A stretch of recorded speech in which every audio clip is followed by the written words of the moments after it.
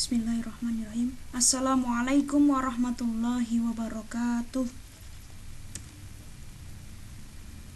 Mari kita awali pelajaran pada hari ini dengan berdoa terlebih dahulu, supaya apa yang kita pelajari dan supaya apa yang kita sinau pada hari ini dapat bermanfaat untuk kita semuanya. Amin. Berdoa, mulai.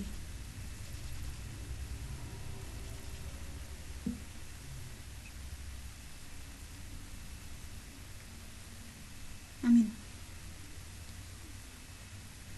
Alhamdulillahirrabbilalamin. Kita semua masih diberi kesempatan oleh Allah Subhanahu wa Ta'ala sehingga kita bisa belajar bersama, masih bertemu dengan Bu Endah walaupun masih dalam keadaan daring.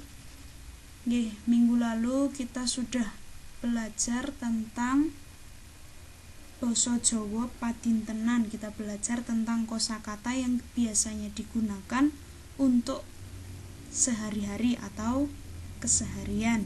Nah, materi selanjutnya kita akan belajar tentang unggah-ungguh basa.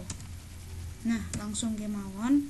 Unggah-ungguh basa itu sebenarnya ada banyak di dalam bahasa Jawa, tetapi pada tingkat madrasah sanawiyah kelas 7 itu kita akan membahas tentang dua unggah-ungguh basa, yaitu ngoko dan kromo. Nah, ngoko sendiri itu jenisnya ada dua, yaitu ngoko lugu dan ngoko alus. Nah, ingkang nomor kalih yaitu kromo. Kromo sendiri juga ada dua jenisnya, yaitu kromo lugu dan juga kromo alus. Karena masih sama tentang bab bahasa, jadi tentang pendahuluan juga masih sama seperti minggu lalu, yaitu basa iku minangka sarana kanggo komunikasi, kanggo nglantarake marang sawijining maksud utawa kekarepan marang wong sing diajak guneman. Mula anggone nggunakake basa kudu trep, ora kena tumpang-so, kudu mangerteni marang sapa kang diajak guneman. Mula basa iku nduweni unggah-ungguh. Dene unggah-ungguhing basa iku sejatine akeh banget, nanging sing lumrah digunakake iku ana 4.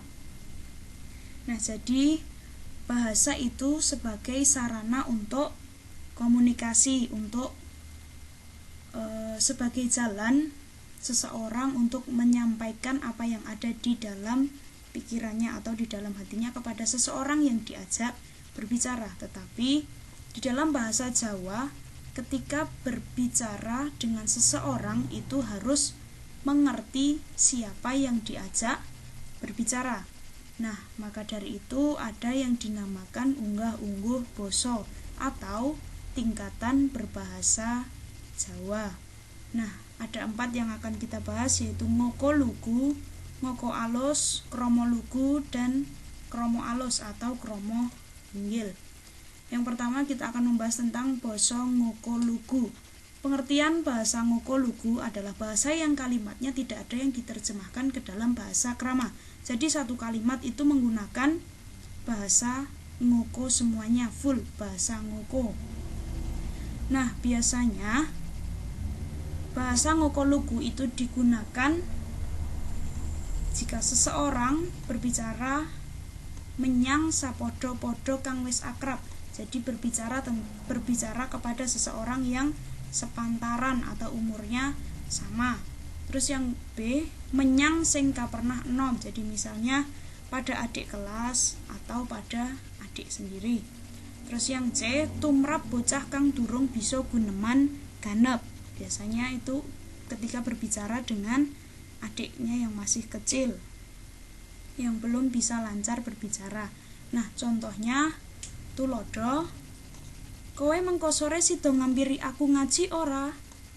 Nah, ini seperti di contoh ini, seorang anak, seorang siswa yang biasanya ngaji bareng sama temannya, dan ini suatu hari dia menanyakan kepada temannya, jadi menghampiri ngaji atau tidak.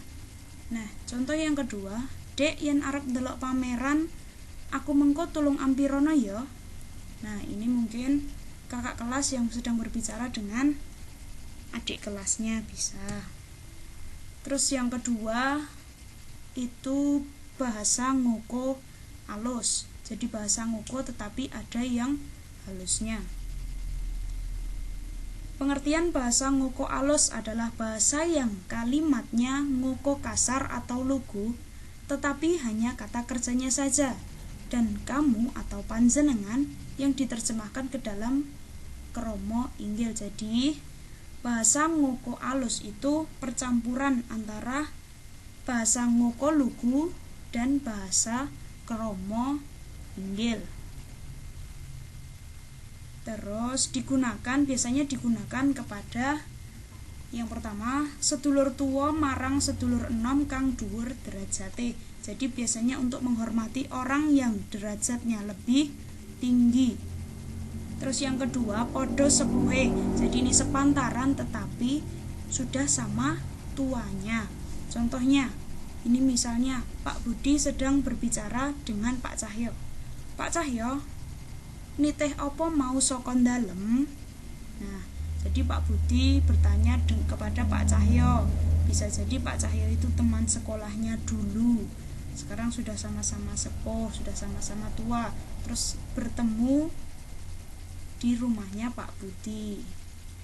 Jadi Pak Budinya bertanya, Pak Cahyo tadi kesini naik apa? Nah, untuk hari ini belajarnya 2 jenis dulu, yaitu ngoko lugu dan ngoko alus atau ngoko inggil tadi. Nah, untuk materi yang kromo kita lanjutkan minggu depan.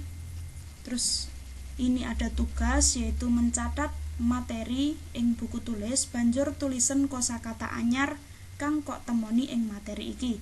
Jadi materi yang sudah kita bahas tadi itu dicatat di buku catatan masing-masing. Besok ketika sudah kembali ke pondok bisa untuk dinilaikan. Nah, kemudian setelah mencatat materi jangan lupa mencatat atau mencari kosakata baru dari materi yang sudah kita bahas tadi. Minimal 10 kosakata. Nah, sampun kita cukupkan materi pelajaran pada hari ini. Kurang lebihnya Bu Indah mohon maaf. Semoga bermanfaat untuk kita semuanya. Matur nuwun, sugeng pinanggih malih. Wassalamualaikum warahmatullahi wabarakatuh.